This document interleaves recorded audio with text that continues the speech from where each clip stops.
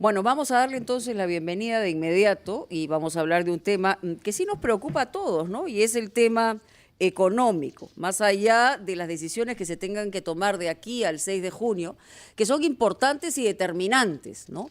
Más allá de eso, lo que está en juego también es lo que ha ocurrido en el impacto de la pandemia con la economía, sobre todo de los más vulnerables, pero ¿qué proyecciones hay respecto a posibilidades de mejorar en uno y otro caso?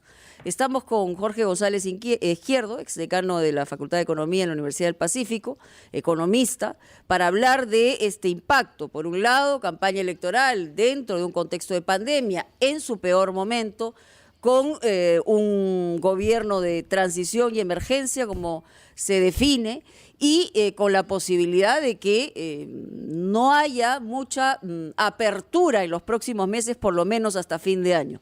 Jorge, ¿cómo estás? Bienvenido. Muy buenos días, Mónica. Muy buenos días, Fernando. Muy buenos días, Carlos. Un placer conversar con ustedes. Buenos días. A ver, resaltar respecto a lo que se ha señalado como gran debate, que parece que todavía al grueso de la gente eso no le convence, está en peligro el modelo económico, este modelo económico del cual se ha dicho tantas veces que ha reducido la pobreza. Sin embargo, hemos visto los grandes huecos al aparecer una pandemia como la que tenemos hoy en el mundo, en particular cómo ha impactado en el país. Y por el otro lado, una novedad de Pedro Castillo, de un grupo humano, que más bien plantea una propuesta económica completamente distinta. ¿Cómo se evalúa desde el punto de vista económico, Jorge? Mira, Mónica, la pandemia, dentro de la desgracia y sufrimiento que nos ha traído al mundo y en especial al Perú, ha tenido algunas cosas positivas. Y una de esas es haber desnudado completamente cosas que estaban camufladas, disfrazadas, y es que la pandemia mostró claramente gruesas desigualdades en el tema de educación, en el tema de salud, en el tema de seguridad, en el tema de infraestructura, gruesas desigualdades en el tema de informalidad. Entonces, la pandemia tuvo esa cosa positiva que puso en vitrina para que todos los peruanos vean, ¿no?, estas cosas que en el pasado algunos lo sabían, pero estaban para la grande mayoría más o menos ahí guardadas. Y esto es lo que obviamente la gente, la mayor parte de la gente que ha votado por el señor Castillo, refleja en su voto, ¿no?, esa insatisfacción. Entonces, pretender, por ejemplo, que hay que seguir con el actual sistema económico, que yo lo llamo el sistema económico de mercado a secas, pretender seguir con el actual sistema económico sin hacerle mayores cambios, yo creo que es un suicidio para nosotros los peruanos, porque lo único que vas a provocar es que con el tiempo vayas incubando esta insatisfacción social. Hay que introducirle mejoras. Pero fundamentales cambios, ¿dónde, no? Sí, mira, primero, yo postulo, Mónica, que hay que procurar que todos los mercados en el Perú funcionen en forma muy competitiva, con mucha competencia. ¿Eso qué significa? Desterrar, regular o eliminar los monopolios, los oligopolios, los carteles, los grupos de poder económico que le imponen cosas al resto del país, a los ciudadanos de a pie. Eso trae mucha insatisfacción. Es el enemigo de la pobreza y es hasta el enemigo de la clase media. Entonces, lo primero que yo le aconsejaría a la señora Keiko es que en sus ofrecimientos diga eso. Vamos a combatir, regular este tipo de distorsiones que hacen daño al sistema económico y al bienestar de los peruanos. Lo segundo es la pregunta que se hace: oye, González Izquierdo, ¿y cómo se consigue eso? Tienes que armar y mejorar un sistema de regulación en la que contengas instituciones y normas que te permitan hacer eso, llevar mucha competencia a los mercados. Eso no lo tenemos hoy día. Las instituciones que tenemos son muy débiles, Mónica, Fernando, Carlos. Tercero, tienes que garantizarle a la población, sobre todo a los sectores D y E, que los principales servicios públicos les van a llegar a ellos, y me refiero a educación, salud, infraestructura, seguridad, etcétera. Les voy a llegar a ellos. Y finalmente hay que garantizar, crear una red de protección social a nivel nacional que proteja a los más vulnerables de shocks como los que estamos teniendo ahora y que preserve las ganancias que en el tiempo se ha conseguido. Por ejemplo, sí, mira señor lo que está González pasando. Izquierdo, eso es lo mismo que dice el gobierno, pero manifiestamente no está dando resultados porque el malestar de la población crece y se ha expresado electoralmente. Es que, Fernando, ¿Qué esto no recomendaciones existiría. formularía usted para que esas políticas públicas de apoyo a los que han perdido el trabajo o a los que han visto sus empresas quebrar puedan ser respaldadas desde el Estado? Es que lo primero que tienes que hacer ahí, Fernando, es reducir fuertemente la informalidad. Mientras tengamos la informalidad que tenemos, laboral y empresarial, porque son dos cosas diferentes, la laboral y la empresarial, mientras tengamos esas informalidades arriba del 70%, es muy difícil que con políticas públicas Sí, tú pero puedas eso no se hace llegar. de la noche a la mañana. Por Hoy eso, estamos eso no se hace frente... de la noche a la mañana, pues tenemos que, eso es lo que yo te digo, tenemos Claro, que pero en el caso de introducir. Castillo hay gente que puede pensar que se puede hacer de la noche a la mañana con No. Mira, con un cambio cuando él dice, radical en el sistema. cuando tienes que introducir estas modificaciones gradualmente en el tiempo, Mónica. Mira, si a mí me pidieran, me dijeran, oye, González Izquierdo, haz un esfuerzo de síntesis y dime cuáles son los pilares fundamentales del programa económico del señor Castillo, yo diría que son 3. Primero, está postulando la nacionalización de las principales empresas extranjeras, sobre todo en los sectores de minería, Sí. hidrocarburos y energía. Ujú. Segundo pilar, está estimando una nueva constitución, sobre todo en el capítulo económico, que hay que cambiarlo sustancialmente y llevarlo a lo que Así ellos es. llaman una economía popular de mercado. Sí, y tercer pilar, plebiscitaria. Ujú. un Estado muchísimo más grande del que tenemos ahora. Correcto. Esos son para mí los 3 pilares que sustentan el pensamiento económico. Pensamiento Castillo. Le voy a pedir un favor, Jorge, vamos a tener que ir a una pausa inmediatamente, pero regresamos, por supuesto, con las preguntas del panel de ampliación.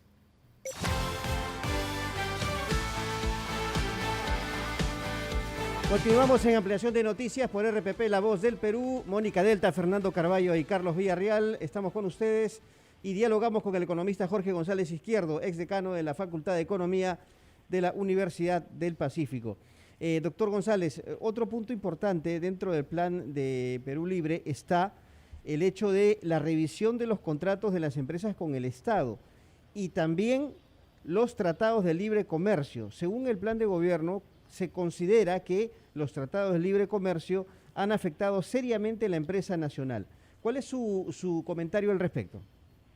No, esa es una versión totalmente distorsionada. Mira, hoy día ha quedado claramente establecido en la ciencia económica y en la experiencia de la vida real, ¿no?, de que el comercio, cuanto más comercio internacional haya, más posibilidad de progreso tiene un país, sobre todo un país pequeño en el contexto mundial como el Perú, que tiene que vivir de gran parte de sus ventas, digamos, tiene que ser al extranjero, porque el mercado interno es relativamente pequeño.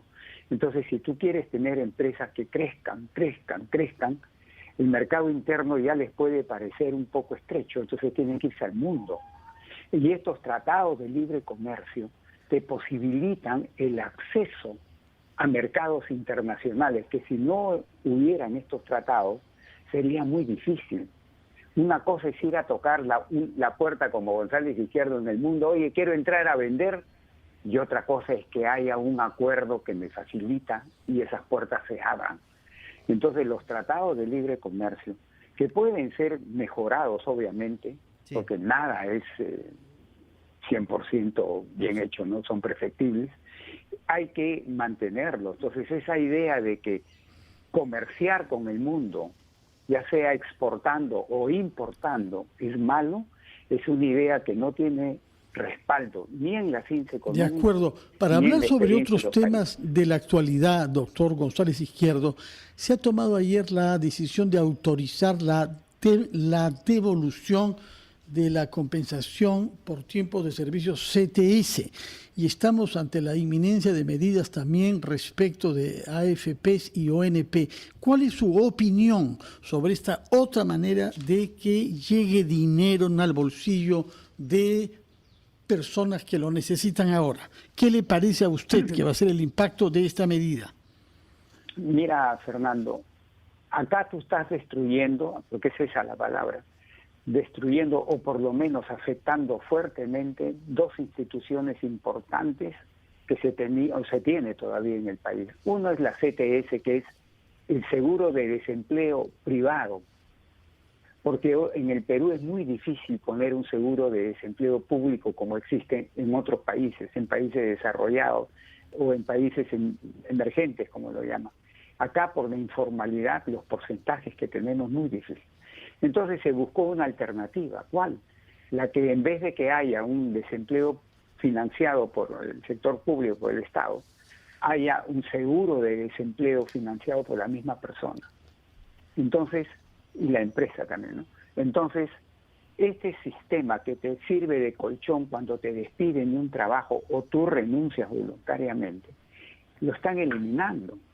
Entonces, el día de mañana que alguien pierde un trabajo, ¿cómo lleva el pan a su casa? Porque nadie pierde el trabajo el viernes y el lunes ya encontró otro trabajo. No es así, en el Perú no es así. Pero doctor, disculpe, ante eso está el dilema de que mucha gente efectivamente ha perdido el trabajo y necesita dinero, necesita liquidez.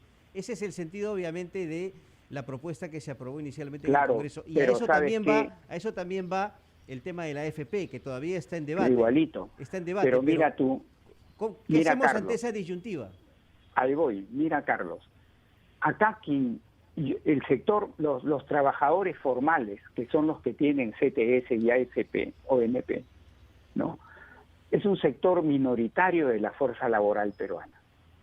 La gran mayoría... El universo es más o menos 4 millones, ¿no?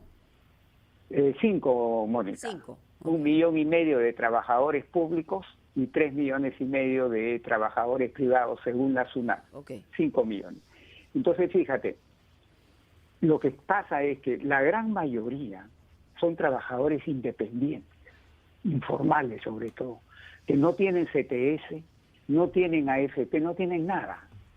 Y a ellos, sus ingresos se les han derrumbado. Es a ese sector al que tú tienes que llegarle prioritariamente con los escasos recursos que tienes.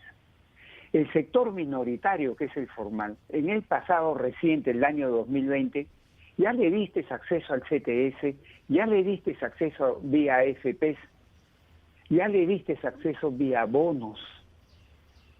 Y vas a seguir dándole esto. Yo no digo que en el sector de trabajadores formales no haya gente que necesite llevarse el pan a la boca o medicinas o servicios médicos. Esas personas en buena hora que puedan sacar esto y utilizarlo. Pero también hay un fuerte sector de que no está en esa situación. Y que prefiere tener la plata en la mano. Así es, lo que vas a hacer es sacar esa plata y algunos se van a ir de viaje, o sea, no es como un rayo láser que tú quieres llegar a quien quieres llegar, a quien de verdad lo necesita. Acá estás disparando a todos. Unos lo van a necesitar de verdad, sí, pero yo creo que un fuerte sector no está en esa Ahora, situación. la decisión, imaginamos, del gobierno tiene mucho que ver con una situación de presión, digamos, en un contexto electoral, porque de otra manera probablemente la decisión hubiera sido distinta, ¿no? Ahora, volviendo al tema de evaluación de tratados de libre comercio, hay mucha gente que escucha el tema de tratado de libre comercio como algo sumamente lejano, pero si no hay libre comercio, no habría la posibilidad de tener ni vacunas, ni mascarillas, ni medicina, la cantidad de productos que vienen de fuera, ¿no? Ni alimentos. Nosotros importamos trigo, soya, de ahí sale todo el pan, todos los aceites que consumimos día a día. Importamos combustible, de ahí sale mucho de los combustibles que consumimos día a día. No, esa es una barbaridad. De verdad que esas son barbaridades, ¿no? Fíjate. Ya, pero son barbaridades que tienen algún impacto en gente desesperada, como es la mayoría de la gente en el Perú, en un momento como este. Pero fíjate, es que hay que mirar la experiencia del mundo. Fíjate, países como Rusia, China, Vietnam, ¿no? Países que eran comunistas bravos, ¿ah? Hoy día hacen uso del comercio mundial, pero no te imaginas, son los países que en términos relativos le sacan más provecho al comercio mundial, Rusia, China, Vietnam. Entonces, ¿de qué estamos hablando? Y acá quieren golpear al comercio, que el Perú no importe, no exporte, no, pues, no. Yo creo que las personas tienen que mirar también lo que pasa en el mundo. Como repito, mira China, mira Rusia, mira Vietnam y otros países que habían sido comunistas. Doctor, hacen uso del comercio mundial. Doctor, hablando justamente del tema de las AFPs y el aspecto pensionario, otro de los aspectos que involucra el plan de gobierno de Perú Libre es la eliminación paulatina de las AFPs. Ellos las consideran una forma de esclavitud moderna y retomar o plantear un único sistema nacional de pensiones, el cual sería fortalecido. Yo creo que ahí lo que cabe es proponer una reforma integral del sistema de jubilación en el Perú, porque hoy día tenemos 3 sistemas que coexisten y los 3 tienen problemas graves. El Pensión 65, ONP y AFP. Los 3 sistemas tienen problemas fuertes hoy día. Entonces lo que hay que hacer es crear un nuevo sistema integral para solucionar el problema de la jubilación de la gente que llegue a sus 65 años, ¿no? Y quiera tener una vejez en paz, tranquila. Eso hoy día en el Perú no lo consigues. Para mucha gente no es posible. Eso es lo que hay que ofrecerle a la gente. Pero insistir en que voy a seguir con la ONP. La ONP tiene décadas y miren cómo está terminado. Si nosotros los ciudadanos de a pie no le damos mensualmente, no le damos por lo menos 100 millones de soles mensual, por lo menos, yo creo que ahora es más, no podrían pagar ni siquiera las bajas pensiones que pagan a los jubilados, al 500,000 y pico de jubilados que tienen hoy día. Imagínate, pues, insistir en eso. Jorge, muchas gracias. Jorge González Izquierdo estaba con nosotros aquí en Ampliación de Noticias. Importante señalar hacia dónde estamos proyectando nuestras necesidades económicas, que son absolutamente reales, pero que la gran diferencia está en la receta a aplicar. Vamos a titulares, ya regresamos.